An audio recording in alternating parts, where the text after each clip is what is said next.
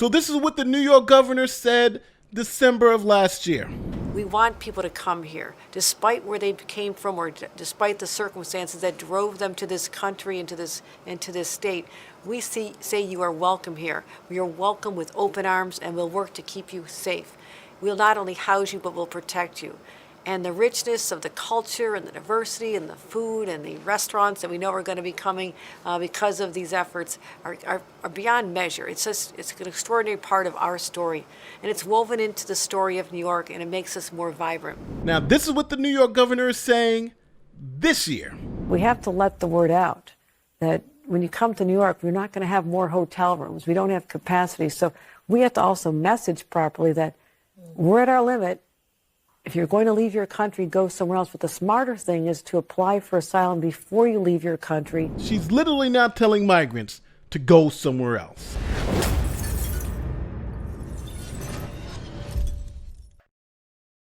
So the governor of New York State has changed her tune. The open borders policy has gone to the wayside, and now the New York governor is sounding like a Trump-loving Republican. Why? Well, that's because they realized that the policy that they were pushing and selling to their voters was a joke. See, the governor of New York and the mayor of New York advocated for open borders, as you just heard. Now, they called people who disagreed with them racist, anti-immigrant. Now, this was as long as the migrants stayed in Texas and Arizona, those border states. But then the governors of those states started shipping the migrants to New York.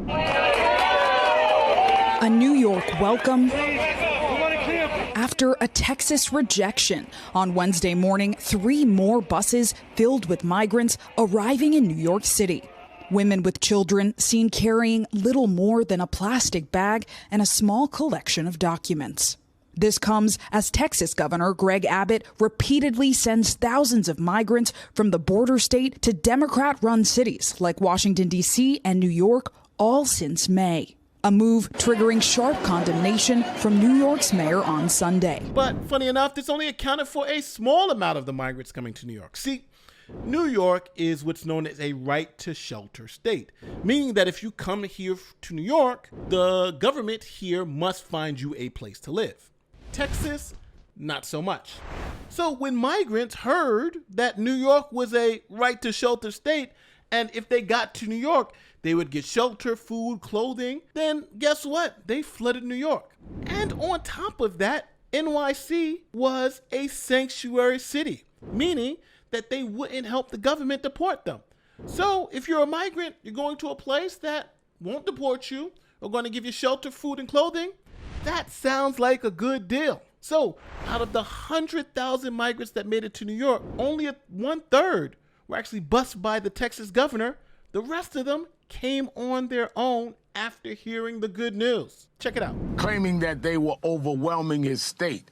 Out of the more than 100,000 migrants New York has received in the last year, about 13,000 was sent on buses provided by the state of Texas. The Texas busing program has sent roughly 35,000 migrants to other states since April of 2020. These statistics show that the migrants offered free passage from Texas over the past year is just a fraction of those who regularly make their way to cities like New York. Now, it's funny.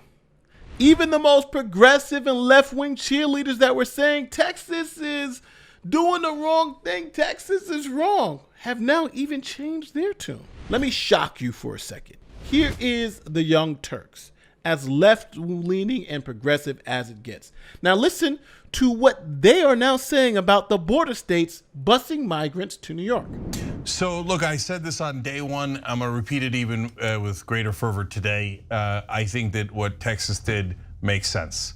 And so I know that a lot of people on the left don't wanna hear that, but think about it, guys. So they had this immigration problem all along, and it wasn't spread out to many different states. It was just in Texas, and of course the other border states.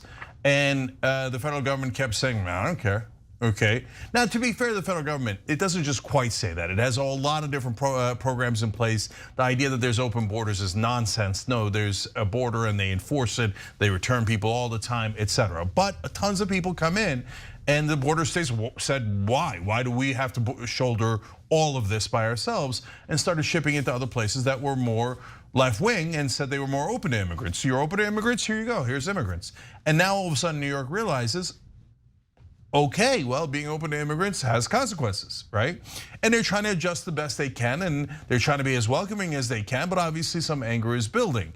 And so why does Texas have to just deal with it? We all should deal with it, and it's of course a federal issue. And so they're not welcoming of immigrants, I am, but that doesn't mean that we have to make New Mexico, Texas, and Arizona deal with the whole thing. Agreed. No, it means that we all are responsible for our brothers and sisters that are both the immigrants and the New Yorkers and the Texans, etc. Are you shocked that you agree with TYT? Because he's right. See, this crisis is the one the Democrats campaigned on, and now they want to complain about it. See, it was cool when it was a Texas problem, but it's not cool now because it's our problem in New York. Now, let's keep it real, right? New Yorkers went from cheering for buses. A New York welcome after a Texas rejection. To now protesting them.